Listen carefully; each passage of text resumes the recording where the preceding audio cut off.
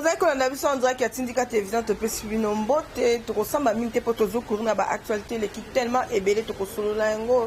Toujours sur l'affaire, il y a voyage à chef de l'État, qui est Lubumbashi na mikolo koya. Après démission, il y a mon IGF, les sous na sima, il y a raison vraiment, il y a nini. Donc on a les sous 2023, il y a un gros honorable auto-vota qui boko. Il y a les sous.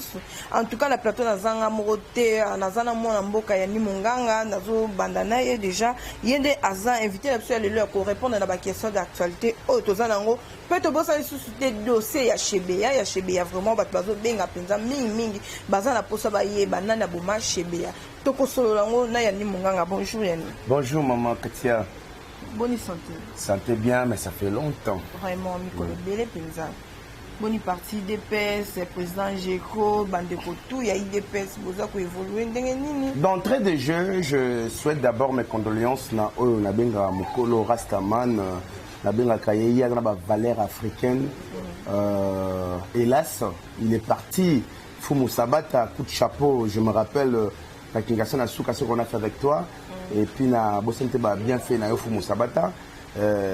Paix à ton âme, que le bon Dieu te garde auprès de lui. Parce que tu as combattu auprès du parti, tu as combattu pour le Congo. Okay. Et voilà, aujourd'hui, Dieu a décidé de te récupérer à toute la famille, à sa femme, à ses enfants. Je souhaite mes condoléances le plus sincères et au parti. Je sais que le président Emmanuel Dioko sera là pour tout organiser. Je manque le mot, mais tu resteras gravé dans nos cœurs. Comment le gouvernement a sikebimi ba combattant pe baza belé pe bandoze la gouvernement sikebima to éviter ba sali ndenge nini pona ba kanabino déjà ba retenir bino combat. Madame, faut savoir. Non, il faut savoir que biso toza toana makila un monstre. C'est-à-dire que tu sais que lever un monstre. Oui. Hein? En droit on parle de Léviathan comme l'étang, il est à qui monstre. On n'est pas là pour le travail. Chacun de nous sait pourquoi il est dans un parti politique. Moi, je suis un politique. C'est vrai, il y a des intérêts. Mais voilà, c'est pas l'IDPS. L'IDPS, c'est le Congo. Hein? IDPS, c'est le Congo, mon demandé IDPS. IDPS, c'est le gouvernement, mon demandé IDPS. C'est nous. Ça veut dire que chacun va travailler. L'intérêt, pourquoi? L'intérêt de l'IDPS, c'est travailler pour l'intérêt du Congo. Okay. Attends, Makala à se retrouver. Ça, c'est le comme il passe pour Bandeko Bassi, coller la babi. Ah, l'artan, il y a régime, il y a mon amboka, Joseph Kabila. Maman Katia, Bango, Bataroyi, Bambongo. Ça, il faut le savoir. Ça, il faut le savoir. Tu travailles un peu trop. Je me débrouille à la cité. On a parti. Je suis quelque part, je contribue pour le parti. C'est ça, un Congolais doit vivre de sa sueur, doit vivre de ce que tu fais. Alors, comme tu dois bailler politique, qu'on apporte une pierre à l'édifice. C'est ça l'IDPS. C'est pas qu'on va donner à tout le monde le travail, parce qu'on va en tirer. Fais des argent. Non, on va créer les emplois. On va créer le moyen que tout le monde se retrouve dans le niveau naïe, dans le IDPS. On a la félicitation à président Jean-Marc Kabounda 720 gigas. Donc c'est quelqu'un qui réfléchit. Hein, il réfléchit et le parti est en bonne santé. Et nous évoluons avec Augustin Kabouya et président Emmanuel Dioko. Ok, voilà, tu as dit ma question d'actualité. Nami Kolezo ya awa, tu vas préciser dans le jour, mais moi, Namboka Félix Antoine Tshisekedi, Chilombo, Azokende, Lubumbashi, tu évites ma raison, vraiment, ils ont hypothèse, Kabanungo, Azokende Kokuta, na autorité morale, Azokende Kosala, aux invités principaux, aux invités, notre invité spécial, aux moyen pour répondre à la question. Une fois de plus, je félicite le chef de l'État. Ça fait 54 ans que la RD Congo, je dirais à l'époque de Mobutu Kinshasa, je ne sais pas moi, est dans un niveau pour diriger l'Union africaine. Aujourd'hui, je me considère comme un président par rapport à tous les peuples africains.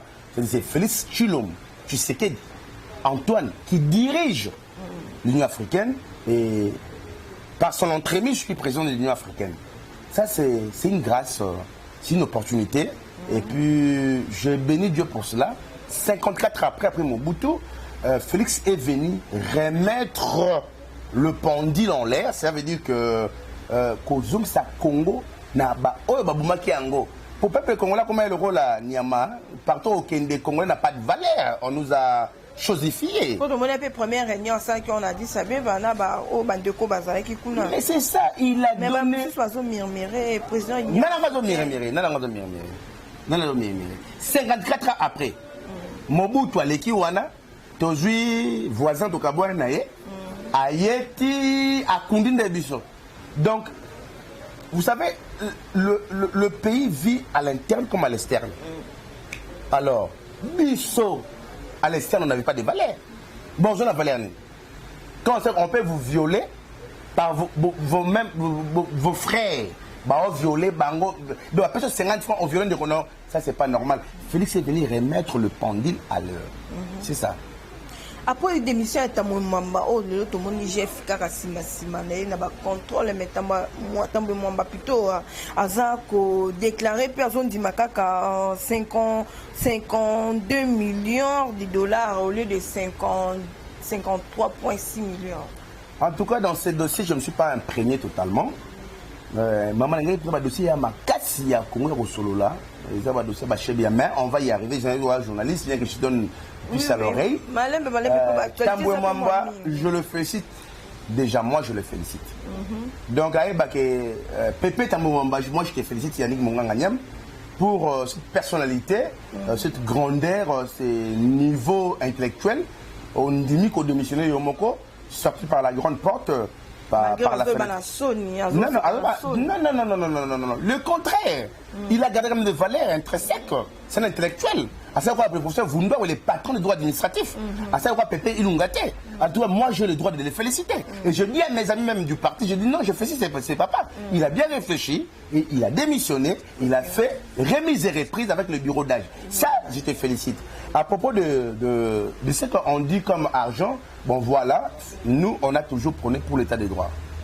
Mais il y a des gens qui ont sali remise et reprise dans le bureau d'âge, mais toujours Sami Badi Banga, Keita Zaka Kawana, et puis pour la pétition plutôt. Sincèrement, je suis le leader de PES, mais écoute, je n'ai pas aimé. Moi, je n'ai pas aimé. Pourquoi? Je n'ai pas aimé. Moi, je le dirais ouvertement. Je n'ai pas aimé. Sami Badi Banga nous a quittés. À l'époque, trop dit. Il avait accepté d'être ministre. Moi, je n'ai pas aimé. Ça, c'est mon opinion. Moi, je n'ai pas aimé. Il devait aussi tomber. Il n'est pas le seul. Il y a IDPS qui doit être là. Bon, je ne sais pas comment ça s'est passé, mais je n'ai pas aimé. Mais je peux passer son étape. Laisse-moi féliciter Tamboué Mwamba, un père conscient. Aïbi Mabé Basalaki, Moni Mbebe lié. C'est quand on dit une faute avouée et à moitié pardonnée. C'est ça. Hein. Et c'est que le vieux a fait, félicitations, et puis il va te reposer en paix. Dossier Mbongo, l'IGF est là, la justice est là. Si ceux qui vont trouver qu'il est trompé dans ces histoires, on va les poursuivre. Nami Kolezo, il y a faut nommer premier ministre, mais ils ont fait ça moi beaucoup na beaucoup mal baza kotu na babi premier ministre au juste zanan bax le kwebo ya petozo ko vital camera to balkabo na noetianis ko premier ministre ko zala nani Katia, on dit que biso to vandi boy. Bah ça zo mérité. N'ta boy. Bayati a informateur. Il y a des figures au Colimouate, ils se sont créés. Bah ça va bouclier par rapport à la représentation dans la Assemblée nationale. Barobunga jamais. Mais je fais appel na papa Nabiso au basali politique. Ils ne doivent pas faire la politique pour leur propre gain. La politique, on les fait pour gérer une société et puis travailler pour le bien de cette société. Azala Premier ministre, tant mieux. Azala Ngota dans le Sénat, tant mieux. Ce qui est important. Azala crédible lecteur au travail. Non, c'est un procès d'université. Hein. C'est un procès d'université. C'est un procès d'université. Mais ça ne va pas conduire comme ça. Moi, je souhaiterais que le Premier ministre soit autre que Bat Lukweb. Caméra. Ah, Noël Tani. Non. Il y a des journalistes, non? On sait quand quelqu'un vient à la télé pour chercher des postes. Parfois, l'expertise qu'on prône à la télé, c'est pas ce qu'on retrouve en l'homme. Je ne sais pas, tout reste maintenant dans les secrets des chefs de l'État. Tout reste dans les secrets des chefs de l'État. plus makambo à parti, plus makambo ya mboka mokende intéressé. Des postes, c'est vrai, hein? Des postes, ça reste des postes. Mais le Congolais, c'est ça. Ok, voilà, tous on a qui est retour, le tomoni dossier à Chibia et la mouki sous-fait, dans le lobby tous qui n'a pas amatungulu, bah il faut déclarer loi ya mort ya papa na bango. Balobi ba to comme na état des droits et puis président o tozana e ba boya ki ko bima po ezaki na libala FCC cash. Moi ba bima ezaki te proposition ba ndeko pesa ma bien te mais loko la président boy mariage wana aboyi bala wana tikali moko ba ko déclarer loi ya ba venanga chicken je te salue là où tu es au ciel auprès du Père. Paix à ton âme. De l'homme tolo beya te fait chickens. Aussi qu'à la permanence, jour où on a master moro kota prison na mambra kamona sapo don de Dieu à la porte y avait tu sais qu'est dit faut na la permanence na moi de la bouto ziki kabla tuer le gens bato wala tout kabla boimba l'impunité doit être punie mais le lopé résidence n'est comme surveiller na kinga nabi la au moins tout biso linini le fait sortir mon aboki pas bini ce qui y a longwe pe lobby bato hollandais bazali mais il est pas sous pour la 40 ans de pouvoir ça il faut le dire on est là pour 40 ans de pouvoir on va gérer c'est ça la mission d'un parti politique. Chebea est mort activiste des droits de l'homme maman on l'a étouffé parents des enfants sa femme son chauffeur. Mais tu veux quoi? Que tout cela reste impuni. C'est pas normal. C'est pas normal. La procédure doit être respectée dans la forme et dans le fond. Okay. La juriste donc doit être respectée. Ce qui va se retrouver qu'il y a un chicois à la 49, on va l'arrêter. Il n'y a rien pour rien. Il n'y a rien pour rien. On tue le Congolais. En tout cas, on va plus. Porter déjà, porter mon corps, il y a ancien. Il y a ancien qui travailler qui na régime il y a moins beaucoup Joseph Kabila il y a moins dans le but la procédure doit être respectée dans la forme. Quand je parle de la procédure, hein, c'est-à-dire que la justice reste à la justice. Dans le temps pour eux, je pense que depuis que Chebea est mort, ils ont eu le temps hein, d'avoir de preuves et tout qu'on sort. Et ils vont l'étaler et puis on va aller mollo, rampe par rampe. Rampe par rampe. Et Félix n'est pas là pour faire des jets doux à quelqu'un. Tout le monde peut perdre vraiment Chadar et jeunesse il y a peut perdre et quand même na Jimingala si bazo sala ernia so tebite to bengango parlement debout il y a peut perdre pour comme na posa rosala vraiment ernia so ba na Jimingala c'est un gars intelligent c'est un gars intelligent sauf que dans son intelligence parti à Ponara et Rande Amabé. Ils sont Kemba na IDPS. Viens à PPR de na IDPS, on a parlé. 2006 le loté. Ngana bando boudé kabla 2006. Na boudé le loté. Mon père est vivant, professeur Munganga, ami à Matungulu, grand frère à Martin Fayoulou, grand frère à Mouzit. Il est professeur à l'IPN va retourner. Na Bouda kabla 2006. Papa n'a pas postulé parce qu'il a polonais au Canada au lac. C'est un gars intelligent mais sauf que bazo ko opposition te ba. Bazo ko opposition te. Oh, le tombe subit. Nada di beta ko buka na mino. Aoslemi. Kata tigako madame. Ako ka bako le konate. Heureusement pour eux ils ont de la chance. Trobeta bomba grenalité, trobeta bango le konate. Mais comme Félix Amdla Pacifique, ba ça l'opposition na bango normalement. Mais ça va méga beaucoup. Pour nous, au moins pouvoir à Félix, comment va ANC na France. Mais bango ne parce qu'on ngamba ba ce qu'on déclare babi pouvoir on a. Ba ko doit raso pouvoir té. Babi combien N. Oh. ANC, tu combien on est ça? Félix, Bemba, comment dirais-je, Moïse Katoum.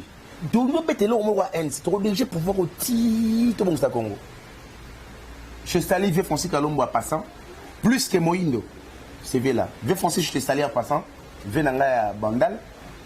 tu reçois Ngolu, peut-être opportun parce que c'est quelqu'un qui réfléchit politiquement. Les lots, pendant 18 ans, Baréné, P, Basali, Obakoké, Kosana, mais Kondimate, Biloko Yachadar et Koboa Malelo Libana, Biloko comme Ziki. Maman Katia Bango Bazaro Lota, ils ont vraiment rêvé. Ils ont vraiment rêvé. Félix, nous, on savait, hein. C'est pas pour être Kabunda, Bengari, Batu, 520 gigas. Mon vieux chez Sali. Mais on est en politique, il faut éviter les sentiments. Aujourd'hui, ils doivent faire ce que Kayabine dit, quoi. L'opposition, mais j'ai pitié pour eux, hein. Baro, ça vous opposition au bien temps. Moi, des gaz lacrymogènes, balélé. Ok, comme dans la émission, le Martin Fayulu a un point de presse. Alors, il y a président de nommé président de l'Union africaine. Martin Fayulu a un parlement, le rôle à Moutonani, comment il est Moutonango, comment il est Daniel Safou. Daniel Safou. En tout cas, moi je regrette. Daniel Safou. Le Parlement est la salle théâtralité. On peut tout faire. On peut tout faire, mais salle théâtralité. Non. Ça a un film bonine. Et le comment arrêtez le Parlement. Vous êtes la représentation, il y a peuple. Vous êtes ma colongou. Au moins, il y a théâtre, auto tunnel, la biche, on a un balari. Il y en a un Syrie. Non. Alors, Martin n'a cassé. Martin. Point de presse à l'Obrona. J'ai toujours réclamé, je suis du Bandundu, moi. Il va dire quoi au Bandundu? Mbosso est là, Matungu est là, mon père Munganga est là, à côté. Naï Morobe Munganga na Zawana. Martin Sani. J'ai toujours dit que. Il y a fait la force. Non, Martin. Martin, politicien, Martin devait rester géré. Tout le fois géré, Samuel Eto'o. C'est pas un politique. Il n'a pas un politique. Quelle politique il a? Il y a c'est le père.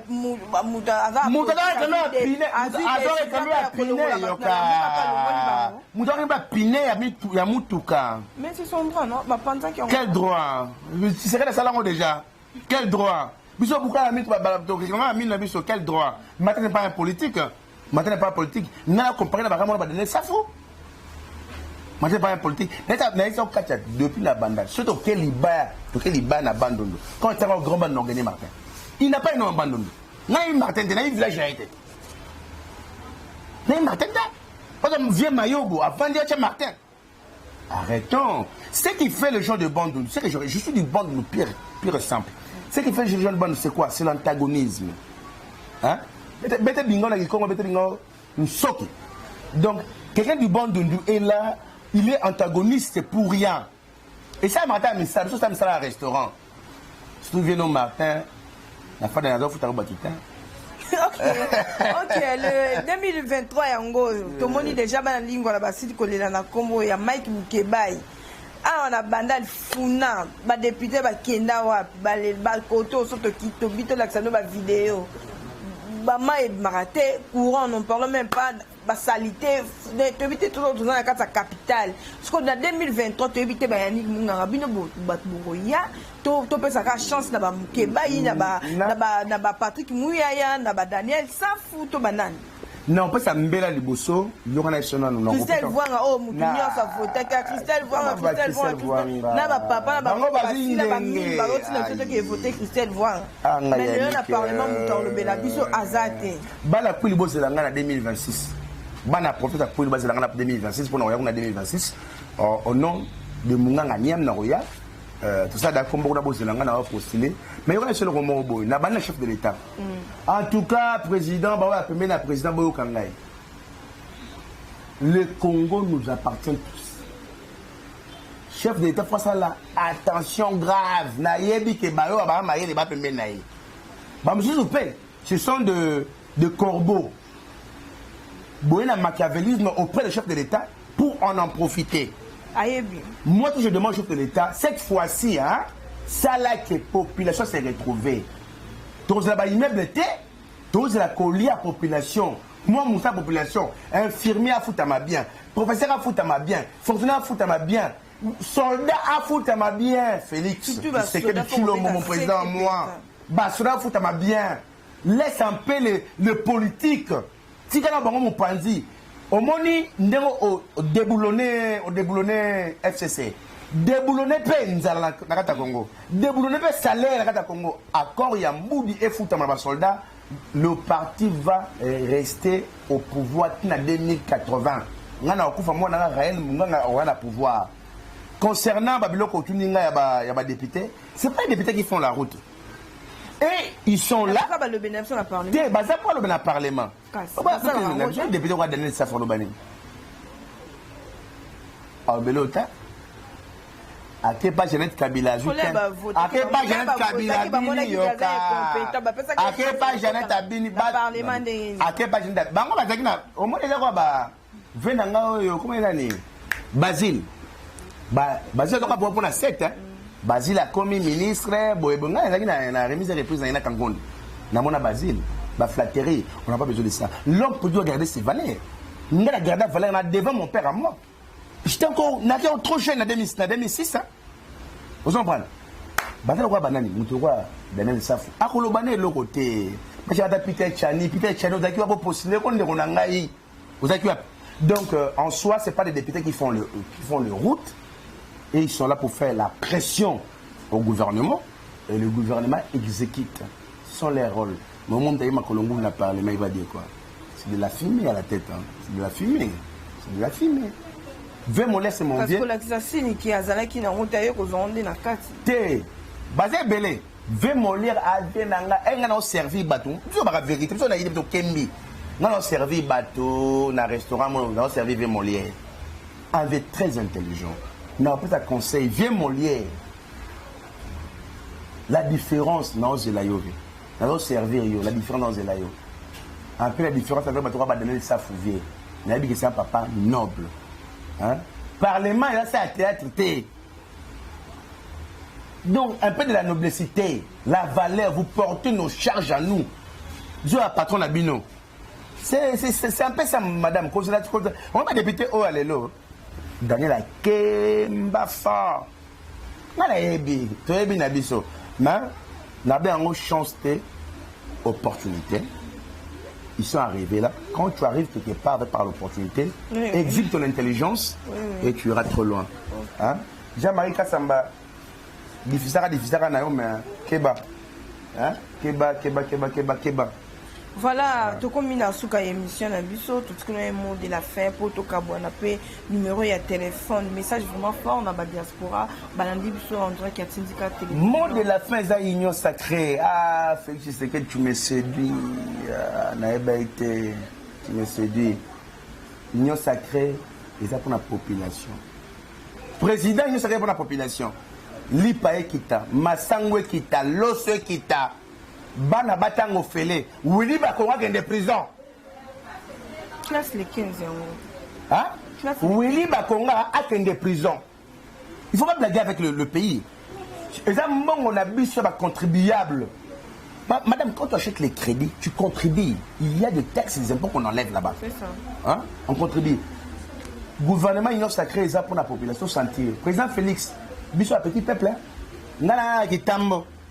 Mais j'ai l'occasion que non, travaille pour la population, le fonctionnaire, le militaire, les policiers, le médecin, le magistrat va se retrouver. Les politiques qui viennent auprès de vous, et puis là, c'est la délégation qui a 500 personnes pour la nomination, la présidente de la République. On devait les réduire. Je le dis en tant qu'un Congolais, je le dis ouvertement. Parce que j'aime mon président, j'aime l'idée, j'aime le Congo. Maintenant, c'est le tour du peuple. Toliatomela. Tout ça, maintenant, quelque chose à 14 à 15 $, tout ça, c'est un peu ça. Surtout classe, tout ça, pour ça, beaucoup là-bas, il est traité lobby, ça, nez blanche. Classe, c'est pour me présenter. Non. Classe, c'est pour me présenter. On a eu une pandémie. Madame, il faut comprendre le système. Mais ben la poto bazo tanga na ba ordinateur, bazo za ba cours, ba école monsieur sous a privé net ba Joël Lutin, tozo mona ba devoir ba ne yak ba na ba tanga. Na lobby c'est ça le problème madame. Organisation ba école privée. La raison pour laquelle ba tanga Willy Bakonga. So ba tiki Willy Bakonga. En tout cas, moi, je suis bon. Willy Bakonga, faut qu'on ta prison. Programme principal chef de l'État, il y a qui? Gratuité. Joa Debala, Alimbango. Il s'est tapé de l'X, débouffer tous les efforts que le président avait fait pour qu'il y ait la gratuité. Aujourd'hui, l'école officielle, Badam a tête pour nous tirer le ton à matin. Il y aura laïque, pourquoi pas il y a de l'espace. Moi, je proposerais. Demain, il y aura un autre ministre, il y a éducation. Mais il se passe ces années. On peut pas acheter ou bien créer des écoles. On peut construire des salles. Vous comprenez? Gratuité, ayez, sa beauté en gros. Ça, c'est vrai. Mais écoute, comme il y a Kotanga, il y a comme il y a Félix Ten, il y a comme moi ici, Mimon de Mobimba. On est dans le Sénégal, coronavirus. C'est là où j'interpelle encore à mon peuple, comme dit quelqu'un du peuple que je suis bien, un journaliste trop agité, qu'il faut respecter les mesures barrières. Parce que le coronavirus, ces années. Coronavirus, ces années, ce sera le mot de la fin. Tout ce qu'on a beaucoup, tous à moi, bouquet, pour la maladie, on ne sait jamais. Il ne faut pas être sceptique au doutara. Parce que les yeux au Koufara. Donc, je félicite le président Félix Tshisekedi, je félicite 520 gigas, mon vieux à moi, le président AIDPS, je félicite Augustin Kabouya, je félicite Batu Kwebu pour son travail battu à l'outil majorité. Batira Ndouana esprit à cautionner pour la population. Je vais tous les bureaux, il y a Sénat, Moutabo, la Mbosso, Yankwanga, Moukatou Banké, Zamna Mono Bankara Mekrissa. Donc, viens sur la question beauté, mais pensez aussi, pensez à la bande de Pou, Banda Mouzito. On a rebêté un peu, la partie où il y a peut-être au Yokangaï. Grand bande, il n'y a rien. Tous sont des comédiens. Nzela Malongate, Koura Malongate, Bandaka Malongate. Si vous donnez la confiance, Papa Matongo tué à la BAD, Banque africaine, il faut penser sur votre province parce que ça fait la fierté. Pour engager comme ministre, Nautonga. Tout ça, Nautonga, la province d'Aquil. Les descendants de Mouzo Munganga. Donc c'est moi, Nabi Kengai, marqué article en 2026. Population en 2026. Marqué article en pour remplacer c'était qu'il y a contre le Cameroun, quand on a fait ça, c'est fini. Quant à moi, je souhaite à tout le Congolais, une union sacrée, bravo. Moïse Katumbi Tchapoué, bravo. Vieux Francis Kalombo. Jean-Pierre Bembo. Non, Vieux Francis Kalombo, la nouvelle donne. Vieux Francis Kalombo, la nouvelle donne. Puisque Moïse Vieux, je vous ai suivi. Na Kanisi, na 2011, à Robinson Bakuluna, Tobunda Bango, na rond-point wana na palais na bandal. Habite via Koli. On a eu ça bien. So bagarana Bakuluna, na sanga Christian Mwanza. To bagarana Bakuluna résumé de na idée personne na minimo. Pour na minimo na ngaba koko. Moi je suis bande de Chumuyaka donc nana d'esprit. Le gars on la TV. Hein? Mais ça c'est la coutume. Je suis là, je suis un monstre. Donc sur la bimine na marche boye na longwa munganga. Na ko peut-être mbela. Na ko peut-être monstre mais comme na nga menga na kunate. Na otala bino boye. Viens mais au colis, je vous félicite. Ça c'est bien. Pourquoi pas lobby pay? Pourquoi pas le premier ministre lobby? Là c'est pays na la nègre interview non na pas à télé 50. Télé 50. Na la maturité vient. En tout cas, félicitations. Plus que Moïse, parce qu'il y a déjà des agités. Mais tu es un noble, au collègue la vie est bien, au l'accident au Bundi la vie, aux yeux à Ngopé bien. Tu reçois tant de choses au coup, tu as eu prompté, tu reçois là. Parce que tu as mon espoir, il y a jeunesse, il y a Congo, par rapport à Otomoni Bango, à la mise à jour à l'IDPS. Mais Mibi Katia, la mise à jour à l'IDPS, Mibi. Je l'ai dit ouvertement, je suis l'IDPS. Il y a des ministres de l'IDPS. Ils ont dévoilé secret à l'IDPS. Oh, les volets. CG Augustin Kabouya, permis la 520 gigas, Bazon la sous terre. Comme il veut faire le retard, mais c'est mon robot, il y a Mongo, à côté de la maison, Mongo, à Betty Dio, Malé la Bangon. C'est peut-être pour ça parti au Lingité. Bisous, Kembi 2 ans, sans rien, toujours auprès de l'IDPS, la base. Bozon la sous, Bozon il tourne. Tu as une IDPS. Président Jokobea. Président Jokobea. Junior Mata, Nathalie Komba Moutouté, la vie de la ministre, on ne peut pas seulement attaquer, on ne peut pas seulement. Nathalie Komba Moutouté.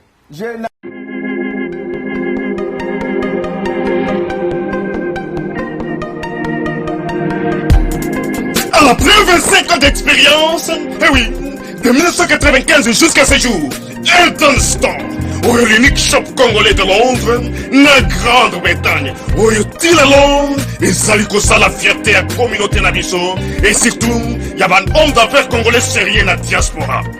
Oh yes, yes, yes, yes. C'est créé Elton Store et Zali Kakamoko, le sérieux, accueil, na service qui t'a qu'on a client naïe. Avec ma produit naïe, où il y a première classe, il y a qualité supérieure. Oh, il y a ma bombe à Eden Store. Oh yes! Mon climat bimbe yeba. Ma maman à Londres va confirmer. Eden Store, c'est le berceau des produits cosmétiques. Il y a solo produits originaux. Et yes, les alipes perso et produits alimentaires, naturels et organiques. Au travers de nos produits cosmétiques, Eden Store détient le secret. Secret à solo, où il y a posé à maman moi c'est qui toko. Posé à moi sur Penda Basali Kolula, posé à moi sur Mobala Kotala et Alembate, posé sur Kotamboli, Masangasima. Eh oui, Yango ne va produire ce terme à la Eden Store. Il va produire alimentaire, où il y a Eden Store, Yango des secrets à cuisiner à maman congolaise. Eh oui, Nyon se ko se pensa Mobali na yo ezali. Pondu, Matembele, Ngai, Ndole, Fumbwa, Ndunda, Bilemwe, Oyo nyonso penza, Oyo kobonga pona cuisine na ezali. Oh yes, yes, yes. Olingi mobali na yo asepela na yo libela na libela. Olingi mobali na yo atala kayo lokola mwasa azali kolula sika. Oh yes. Olingi mobali na sisa biloko nyonso tela kaye na mesa. Secret zali kaka moko. Eden Store.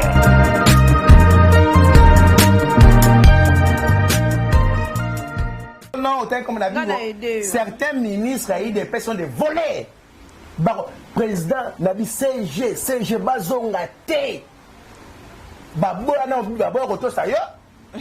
On a parti de la T. Bason Bakar, Bako patron. Or que le poste ne les appartient. Il a dit à Bangote, pour ce qui est parti. Président, je crois. Parce que des bimisio qui ont travaillé pour la Baninga. Président Emmanuel Dioko. Vanda, président. Yo a monté ma bateau. Mais pas ministre a sauté. So boy bo beta en film. Nabi il était pas ngate. On monde ça boy. Nabi bo crémo bat nabi ne wana pas bo s'imposer to bagare so makile etanga. To banyama. Makile etanga na ngo déjà. Et etanga na ngo. Bon mais rozonga sauter na base. Vous savez so non to zonga té. Pour 520 gigas à Robo Yabino. Serge Augustin à Robo Yabino. Président Barout n'a pas simboté, président Emmanuel Dioko, président Jésus n'a pas simboté, président Amis n'a pas simboté, la place aux alliés, le CG TED n'a pas simboté. N'a pas fédération à la Lukungate. Dans la section de base, papa Kabala n'a pas simboté, président Langa Serge n'a pas simboté, staff Nyon, président Diaby Pendo n'a pas simboté, n'a pas simboté, n'a pas Nyon, soit à parti sans. Dans quand ça fait section à la Kumbaka, le président, la Kitambo, Mbote. Loli, Elda de Mondelo, tout auprès du président Emmanuel Mbote à trop. Numéro de téléphone. Mbote à trop. Numéro de téléphone pour la banne à poto. Tu vois la peine à faire ça Lombo. Viens, non, c'est pas trop de coutanayo. C'est pas de la flatterie. Moi je flatte pas de bien. Tu vas connaître ça, il est pas dans la bande là. Tu regardes au KP Mbote. Au 50 francs. Mais c'est l'intelligence du président Francis Kalombo qui m'a poussé à vous féliciter. On a rappelé même à l'événement 2011, mais juste senti que la maturité politique est venue. Pourquoi pas l'autre poste d'après le ministre? Pourquoi pas? Numéro yango qu'on a battu sur Rolandangay, c'est-à-dire que nous avons 0,90 ou plus 90, 352, 91, 31. 90, 352, 91, 31.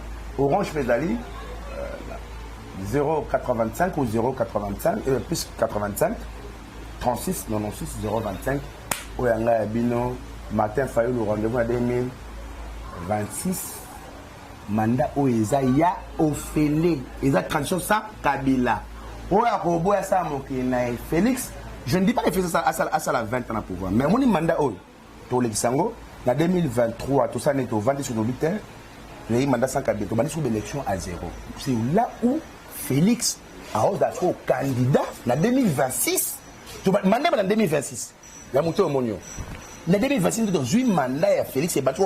Premier mandat, 2026. 2031. Deuxième mandat, 2036. Sur le Kaboun, 520 gigas. Monstre et Anyama. Ok, voilà. Bon, message est commis déjà, voilà. Message est commis déjà. Une très belle émission avec Yanni Munganga. Donc, il y a de s'abonner. Et comme ça, vraiment, Kito, on a bien de cabana. Bon, on sans couper ça, on a fidèle, on a vraiment. La personne n'a pas pu qu'elle ait mon pouvoir, mon boss, bon séjour à Kinshasa. Arrivé qui sont l'homme du moment, pourquoi pas aussi, n'a Richard Long a tout précoce. Difficile à développer depuis Paris. Chat, il était prêt à Londres, mettre au bilan à Mos. Lourdes cela dit papa chéri, j'ai bien pu on a appelé ce symbole de maman Lomé, maman Lomé de l'album papa chéri. Karine Gola de la patronne, Bib Massamba, joyeux anniversaire à toi, ma très chère copine. Bon anniversaire, mon très cher papa aussi, papa Vincent, votre anniversaire dans le lot. Nzamba batela yo to mona kayo mona bakoko simba vraiment nous était une année depuis ça s'est fait dans Kababi lelo biso toujours fêté et pas la biso et sali biso vraiment qui te derrière la caméra la moni Junior Mbouyi caméraman et attend on y sa caméraman de tous les temps de bagarre a idée parce qu'on négligé il la bande de Bosambo lisusu ana régie kuna Mike Zola Dio na pesi bango pe bambote musala kitoko na technique madame la prochaine le CG7 tête Belechai la routine de la journaliste junior en couvrir ça vous fera du bien la seigneur de Hans c'est la première routine de l'image. Ok, voilà, merci.